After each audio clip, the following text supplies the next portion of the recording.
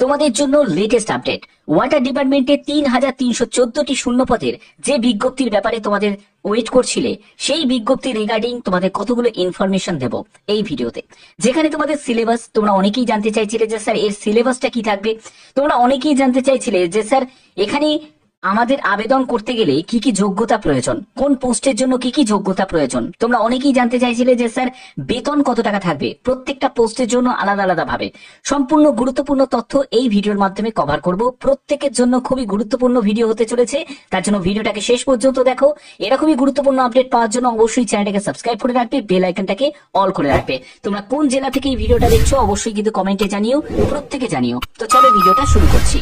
তো বন্ধুরা আমি পিডিএফটা ওপেন করে নিয়েছি। তোমাদের আগেই ক্লিয়ার করে দিয়েছে এখানে ৩,৩১৪টি শূন্য পদে তোমাদের ওয়াটার ডিপার্টমেন্টে নিয়োগ করা হবে।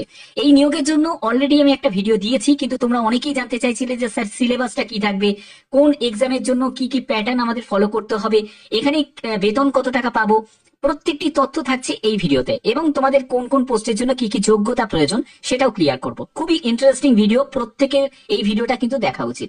তো দেখো এখানে তোমাদের পোস্ট নেম তোমাদের অবশ্যই আমি ক্লিয়ার করেছি যে এখানে ইঞ্জিনিয়ারিং ব্যাকগ্রাউন্ডে পোস্টও থাকবে, রিসার্চ অ্যাসিস্ট্যান্ট থাকবে, লোয়ার ডিভিশন ক্লার্ক থাকবে, ওয়াচম্যান থাকবে, ড্রাইভার থাকবে, ওয়ার্ক ইন্সপেক্টর থাকবে, অ্যাসিস্ট্যান্ট এবং আদার পোস্টও থাকবে। এবার এই যে আদার পোস্ট থাকবে, এই আদার পোস্টের মধ্যেই কিন্তু গ্রুপ ডি পোস্টও কিন্তু আছে, ঠিক আছে, যেখানে তোমাদের যোগ্যতা হচ্ছে 10th পাস। তুমি যদি 10th পাস করে থাকো তাহলে তুমি গ্রুপ ডি পোস্টের জন্য অ্যাপ্লাই করতে পারবে। এখানে তোমাদের টোটাল শূন্যপদ ৩,৩১৪। আবেদন করতে হবে অনলাইন মোডে। কবে থেকে আবেদন শুরু হবে সেই ব্যাপারেও তোমাদের আপডেট আমি দেবো। এখানে তোমাদের বেতনের ব্যাপারটা আমি আরো ক্লিয়ার করবো, তার জন্য বেতনের জায়গাটা আমি স্কিপ করে যাচ্ছি। তো দেখো এখানে তোমাদের যে এজ লিমিট কি থাকবে, এজ লিমিট হচ্ছে 18 থেকে 40 বছর। 18 হচ্ছে ন্যূনতম এজ এবং ম্যাক্সিমাম এজ হচ্ছে 40 বছর। এখানে তোমাদের বলে রাখি 40 বছর কোন পোস্টগুলোর জন্য, সব পোস্টের জন্য কিন্তু নয়।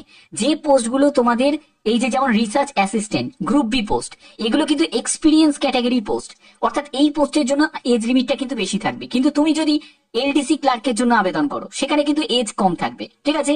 যেমন হচ্ছে তোমাদের এলডিসি ক্লার্কের জন্য 18 থেকে 30 থাকতে পারে, ঠিক আছে। তারপরে দেখো ওয়াচম্যান পোস্ট, সেখানে কিন্তু তোমাদের 18 থেকে 27 থাকতে পারে, ঠিক আছে। এইসব কিন্তু বিভিন্ন পোস্টের জন্য বিভিন্ন রকম এজের ব্যাপারটা কিন্তু থাকবে, ওকে। আচ্ছা, অ্যাসিস্ট্যান্ট পোস্ট আছে যেখানে তোমাদের 18 থেকে 32, ঠিক আছে। এইসব কিন্তু ক্যাটাগরি কিন্তু বিভিন্ন পোস্ট আছে যেখানে কিন্তু তোমাদের এজ লিমিট এই রকম লেভেলে থাকবে। এটা আমি কিন্তু শুধুমাত্র জেনারেল ক্যাটাগরির পোস্টের জন্য বলছি।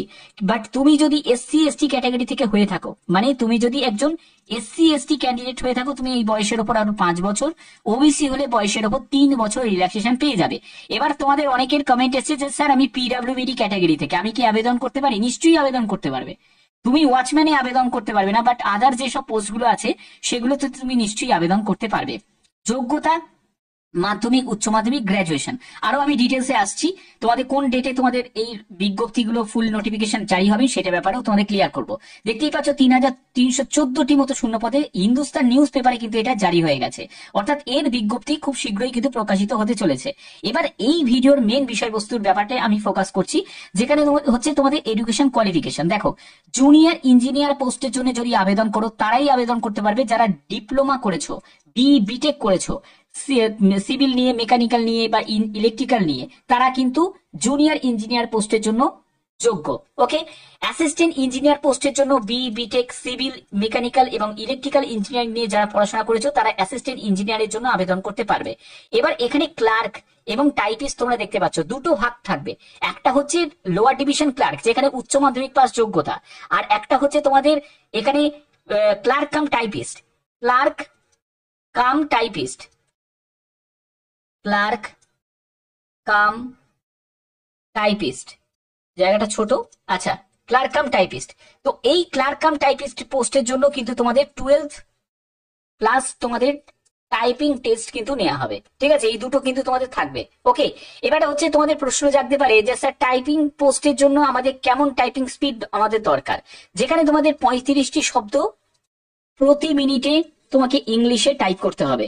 আর তুমি যদি হিন্দিতে টাইপ করতে চাও, অথবা তুমি যদি হিন্দিতে টাইপ করো তাহলে 30টি শব্দ প্রতি মিনিটে তোমাকে হিন্দিতে টাইপ করতে হবে, ঠিক আছে, হিন্দিতে তোমাকে টাইপ করতে হবে। ওকে, আচ্ছা, এরপরে হচ্ছে তোমাদের টেকনিশিয়ান পোস্টের জন্য আইটিআই বা ডিপ্লোমা তোমাদের যোগ্যতার প্রয়োজন আছে। তুমি যদি সার্ভেয়ার পোস্টের জন্য আবেদন করো, সেখানে তোমাদের সার্ভে, সিভিল ইঞ্জিনিয়ারিং যদি যোগ্যতা থাকে, ডিপ্লোমা মানে পলিটেকনিক ডিপ্লোমা করা থাকে, তুমি আবেদন করতে পারবে। অ্যাডমিনিস্ট্রেটিভ অফিসার এই পোস্টের মধ্যেই কিন্তু তোমাদের ওয়ার্ক ইন্সপেক্টর পোস্টটা কিন্তু ইনক্লুডেড আছে। এই ওয়ার্ক ইন্সপেক্টর পোস্টের জন্য বা অ্যাডমিনিস্ট্রেটিভ অফিসার লেভেলের যে পোস্টগুলো আছে সেইখানে কিন্তু তোমাদের গ্র্যাজুয়েশন যোগ্যতা প্রয়োজন আছে, মানে আর্টস থেকে হোক, সায়েন্স থেকে হোক বা কমার্স থেকে হোক, গ্র্যাজুয়েট হলেই অ্যাপ্লাই করতে পারবে। এবার তোমাদের কিছু পোস্ট কিন্তু আরো আছে যেগুলো হচ্ছে গ্রুপ ডি ক্যাটাগরি পোস্ট, যেখানে তোমাদের 10th পাস যোগ্যতা প্রয়োজন আছে। তোমাদের কোন যোগ্যতা আছে তোমরা অবশ্যই কমেন্টে জানাতে পারো, তোমাদের শিক্ষাগত যোগ্যতা কি, ঠিক আছে। এবার দেখো যে তোমাদের সিলেকশন প্রসেসটা কেমন থাকবে, এই ব্যাপারে তোমাদের একটা সঠিক আমি তোমাদের ধারণা দিচ্ছি।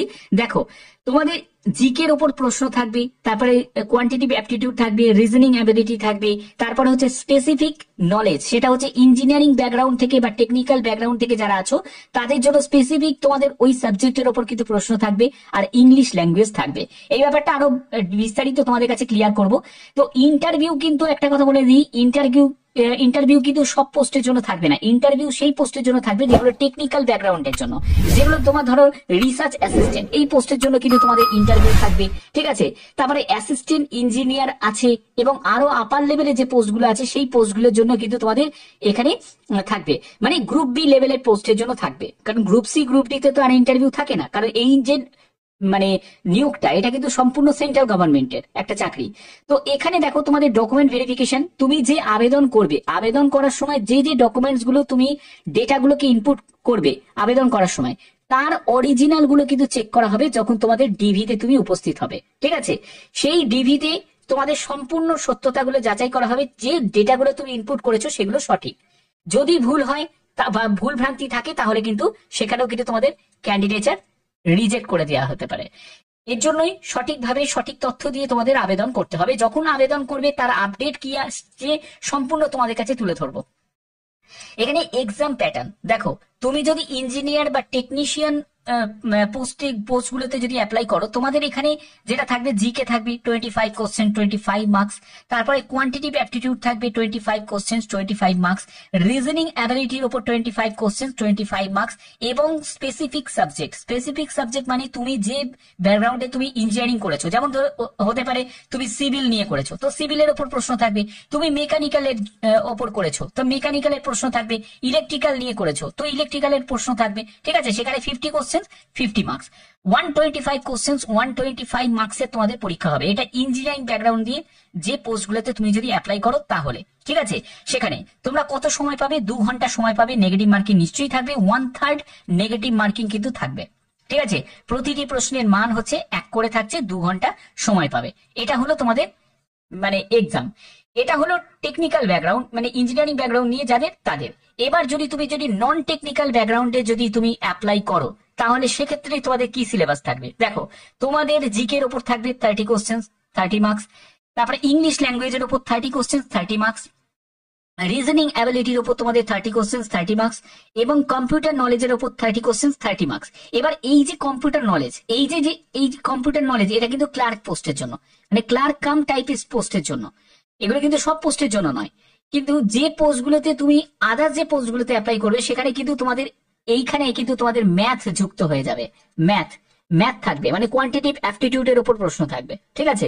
তো এগুলো কিন্তু বিভিন্ন ভ্যারি করবে। যখন তোমাদের ফুল নোটিফিকেশন আসবে, অবশ্যই এই ব্যাপারে তোমাদের সম্পূর্ণ বিস্তারিত আমি ক্লিয়ার করে দেবো। এখানে তোমাদের 120টা কোশ্চেন, 120 নম্বরে তোমাদের পরীক্ষা হবে। প্রতিটি প্রশ্নের মান থাকবে 1 করে। এবার প্রশ্ন থাকতে পারে যে স্যার একটা সিবিটি হবে না 2টো সিবিটি হবে। দেখো, সেটা কিন্তু পরবর্তী সময় কিন্তু তোমরা জানতে পারবে যে একটা হবে কি 2টো হবে। হতেই পারে বেশি আবেদন পড়লে বা তারে যা চিন্তা ভাবনা থাকবে, সেক্ষেত্রে 2টো সিবিটিও কিন্তু হতে পারে, ঠিক আছে। তো এখানে কিন্তু প্রাথমিক পর্যায়ে তোমাদের এইগুলোর উপর বেশি করে জোর দিতে হবে। বিশেষ করে যারা এসএসসির জন্য নিজেকে তৈরি করছো, স্টাফ সিলেকশন কমিশনে বা অলরেডি প্রিপেয়ার্ড আছো, তাদের জন্য খুবই আইডিয়াল হবে, ঠিক আছে। তারা ভালো মতো এখানে ভালো পারফর্ম কিন্তু করতে পারবে, কারণ ইংলিশ ল্যাঙ্গুয়েজ আছে, ঠিক আছে। তো এবার এই হচ্ছে ব্যাপার। এবার যদি স্যালারি স্ট্রাকচারের দিকে যদি যাই, তো দেখো, স্যালারি স্ট্রাকচারের ব্যাপারে একটা তোমাদের ধারণা আমি দিতে চাই। সেটা হচ্ছে তোমাদের যেই পোস্টের জন্য তোমাদের 35,000 টাকা থেকে 50,000 টাকা মতো বেতন পাবে। অ্যাসিস্ট্যান্ট ইঞ্জিনিয়ার এ তোমাদের 45,000 টাকা থেকে 60,000 টাকার মধ্যে বেতন পাবে। ক্লার্ক টাইপিস্ট পোস্টের জন্য 20,000 টাকা থেকে 35,000 টাকার মধ্যে বেতন পাবে। টেকনিশিয়ান পোস্টের জন্য 25,000 টাকা থেকে 40,000 টাকার মধ্যে বেতন পাবে। সার্ভিয়ার পোস্টের জন্য 30,000 টাকা